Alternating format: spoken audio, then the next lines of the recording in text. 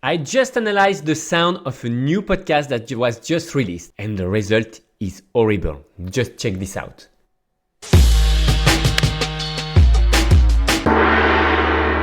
Hi and welcome to Marketing Automation Ninja, and we are here to help you innovate with your web marketing.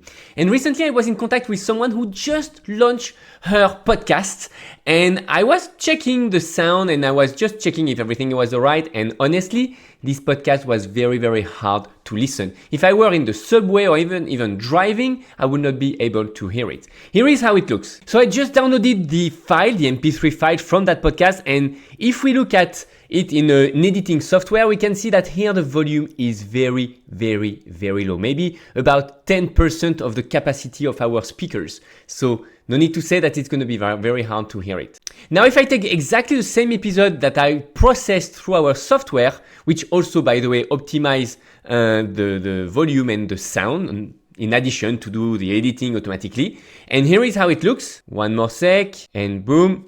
Here it is. That's exactly the same podcast episode. But here there are two things. First, it has been edited automatically, which means that when the speaker were not speaking, basically, the software just removed the white space to make it sharper, to make it more dynamic. Plus, obviously, it optimized a little bit the sound in terms of volume, as well as removing the noise. And here it is. The volume here is perfect, adapted for smartphone as well as, of course, computer. And now you will be able to listen this type of podcast either in the subway, in a noisy environment, in the streets, in a car, or wherever you really want. So obviously, optimizing the sound of your podcast episode as well as your videos is mandatory. So how can you make it? Well, we could just ask Google how we can optimize the sound with basically an audio editing software like Audacity. And you can find some blogs that are going to describe the entire process. So for instance, not only you need to record it properly, but you need to edit and to reduce the noise. So you have many filters that you can use, noise reductions, amplifications, compression, and basically you need to adapt the volume and to have some try to analyze what will provide the best result.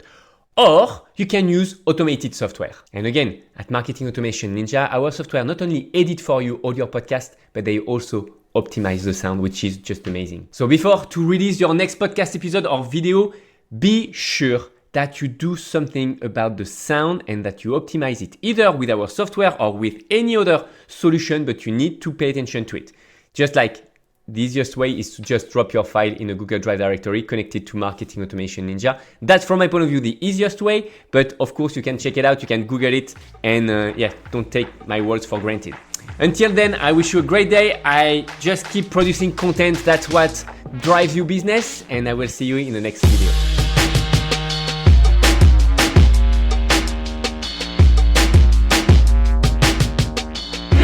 Marketing Automation Ninja.